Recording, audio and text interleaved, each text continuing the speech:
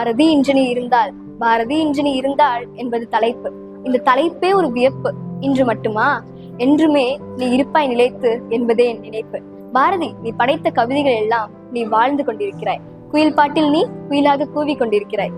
கண்ணன் பாட்டில் நீ வண்ணம் காட்டி ஆடி பாடி கூத்தாடி கொண்டிருக்கிறாய்.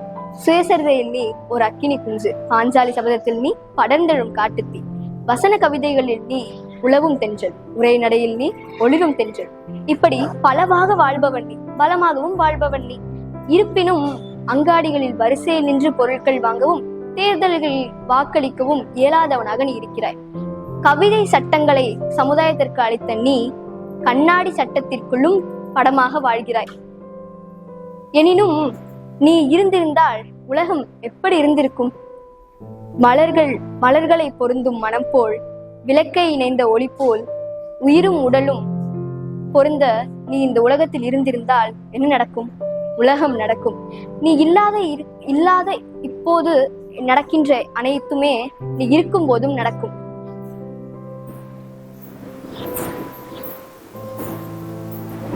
ஆயிரம் உண்டிங்கு சாதி எனில் அந்நியர் வந்து புகழ் என்ன நீதி என்று நீ வினவியவாறே புகுந்திருந்த அந்நியர் வெளியேறிவிட்டனர். இருப்பினும் 1000 சாதிகள் அப்படியே இருக்கின்றன, இல்லை அதிகரித்திருக்கின்றன. பாரதி, நீ இருந்திருந்தால் தீயவற்றை தீக்கின்ற தீயாய், தூயவற்றை காக்கின்ற தாயாய் விளங்கி இருப்பாய். சிந்து நதியின் இசை நிலவினிலே சேரநாட்டிலம் பெண்களுடனே சுந்தர தெலுங்கினில் பாட்டிசைத்து தோணிகளோட்டி விளையாடி வருவோம்.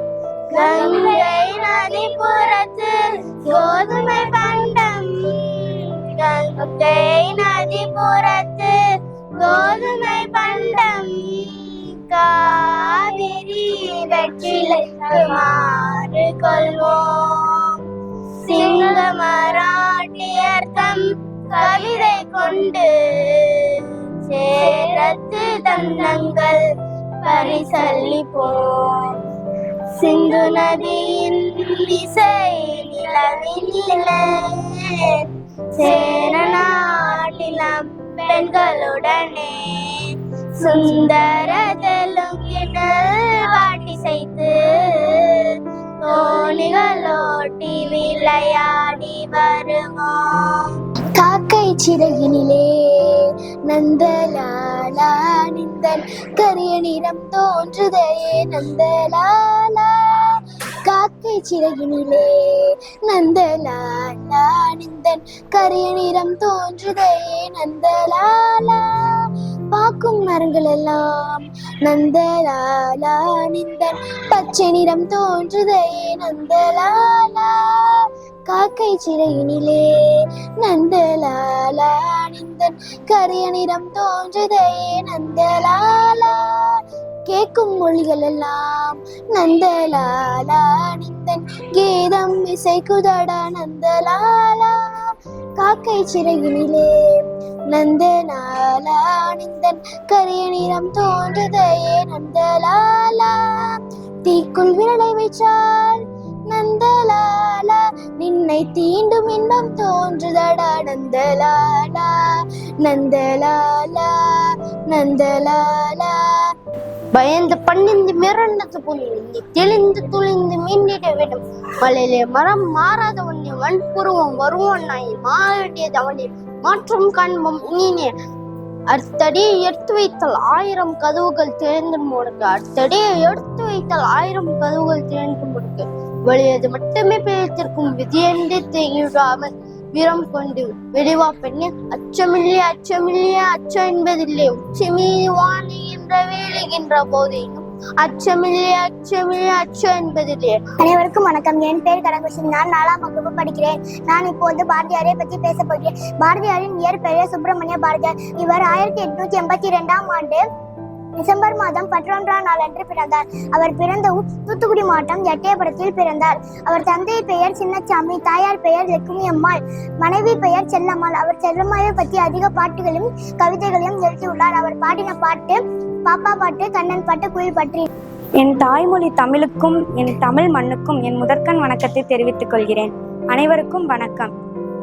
எட்டயபுர மண்ணிலே பிறந்த தமிழ் மகன், தமிழ்தாய் பெற்றெடுத்த பெருங்கவிஞர், மணல் பறக்கும் கவிதைகளாலே சுதந்திர வேட்கையை ஊட்டிய தியாகி, பத்திரிகையாளர், கவிஞர், சுதந்திர போராட்ட தியாகி என பன்முகம் கொண்டவருமான மகாகவி பாரதியார் அவர்களை பற்றி பேச போகிறேன்.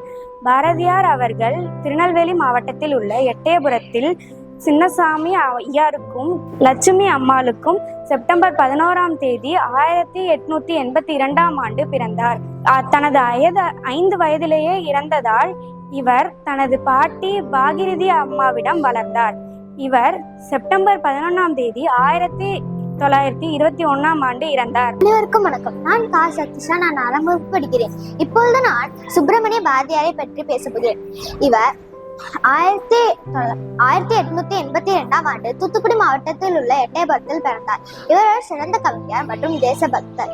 இவர் பாடலில் சின்னஞ்சிறு கிளி கண்ணம்மா செல்வ களஞ்சியமே மற்றும் நம்ம எல்லாருக்கும் தெரிந்த அச்சமில்லை அச்சமில்லை அச்சம் என்பதில்லையே, உச்சி மீது வான் நின்று வீழ்கின்ற போதிலும் அச்சமில்லை அச்சமில்லை அச்சம் என்பதில்லையே போன்ற பாடல்களை பாடி நம் தமிழ் மொழிக்கு பெருமை சேர்த்தார். இவர் 1921ஆம் ஆண்டு தனது 39வது வயதில் உயிரிழந்தார். இப்போன்ற பாரதியாரை நம்ம எல்லாம் போற்றுவோம். நன்றி. ஓடி விளையாடு பாப்பா, நீ ஓய்ந்தெடுக்கலாகாது பாப்பா, கூடி விளையாடு பாப்பா, ஒரு குழந்தையை வையாதே பாப்பா, காலை எழுந்தவுடன் பாட்டு, பின்பு கனிவு கொடுக்கும் நல்ல பாட்டு, மாலை முழுதும் விளையாட்டு என்று வழக்கப்படுத்திக் கொள் பாப்பா, சாதிகள் இல்லையடி பாப்பா, குல தாழ்ச்சி உயர்ச்சி சொல்வல் பாவம், நீதி உயர்ந்த மதி, கல்வி நிறைய உடையோர் ஒரு மேலோர் என்ற பொன்மொழியின் சொந்தக்காரரின் அருமை பெருமை பற்றி கூறவே நான் வந்திருக்கிறேன். யார் என்று தெரியவில்லையா? செந்தமிழ்நாடு எனும் போதிலே இந்த தேன் வந்து பாயுது காதினிலே, இந்த தந்தையார் நாடான்ற பேச்சினிலே ஒரு சக்தி பிறக்குது மூச்சினிலே என்ற என் தாய்மொழியாம் தமிழ் மொழியை பெருமைப்படுத்தி கூறிய ஒரு மகான், என் மதிப்புக்குரிய ஐயா மகாகவி பாரதியாரை பற்றி கூற வந்திருக்கிறேன். அவர் 1982ஆம் ஆண்டு டிசம்பர் 11ஆம் தேதி பிறந்தார். அவரது பிறப்பு ஒரு சம்பவமாக இருக்கலாம், ஆனால் அவரது இறப்பு ஒரு சரித்திரம். அவரது பிறப்பு ஒரு சம்பவமாக இருக்கலாம், ஆனால் அவரது இறப்பு ஒரு சரித்திரம். நமது நாட்டில் பல தலைவர்கள் சுதந்திரத்திற்காக போராடினார். ஆனால் குறிப்பிடத்தக்க நமது தமிழ்நாட்டில் இருந்து தமது எழுத்தாற்றலும் பாட்டினாலும் ஒரு மனிதரின் புத்துணர்ச்சியை தூண்டி சுதந்திரம் என புனிதமான காற்றை சுவாசிக்க வைத்த ஒரு தலைவர் எம் ஐயா மகாகவி பாரதியார் அவர்கள். அவர்களின் பெருமையை இன்னும் ஏராளம். நாம் இப்போது அனுபவிக்கும் பல சுக வாழ்க்கையில் அவர் ஒரு முன்னோடியாகவும் ஒரு தொடக்க புள்ளியாகவும் இருந்தவர். பெண் கல்வியில் ஒரு முன்னோடியாக இருந்தவர் இம்மதிப்புக்குரிய ஐயா மகாகவி பாரதியார் அவர்கள் ஆற்றலை சொல்லிக் கொண்டே போகலாம். நமது அனைவரது நாள்காட்டிலும் இன்றைய நாள் ஒரு கருப்பு நாளாக குறிக்கப்பட்டிருக்கு. ஏனென்றால் இன்றுதான் இம்மதிப்புக்குரிய ஐயா மகாகவி பாரதியார் மண்ணுலகம் விட்டு விண்ணுலகம் எய்தனார். ஆம், 1921ஆம் ஆண்டு செப்டம்பர் 11ஆம் தேதி தனது தாய்நாட்டிலிருந்து விடுதலை பெற்று தாய்மண்ணை விட்டு சொர்க்கத்தில் தஞ்சமடைந்தார். அவர் இறந்து 100 ஆண்டு காலம் ஆயின போதிலும் அவரது பெருமைகளையும் பாடல்களையும் இன்றும் நான் போற்றுக் கொண்டிருக்கிறோம். ஒன்று கூறி விடை பெறுகிறேன். அச்சமில்லை அச்சமில்லை அச்சம் என்பதில்லை, உச்சி மீது வானிருந்து வீழுகின்ற போதிலும் அச்சமில்லை அச்சமில்லை அச்சமில்லை என்று கூறி மனிதர்களின் புத்துணர்ச்சியும் தன்னம்பிக்கையும் வளைத்த என் தலைவர் மகாகவி பாரதியாரை வணங்கி விடைபெறுகிறேன். நன்றி. நன்றி. நன்றி. நன்றி. நன்றி. வணக்கம்.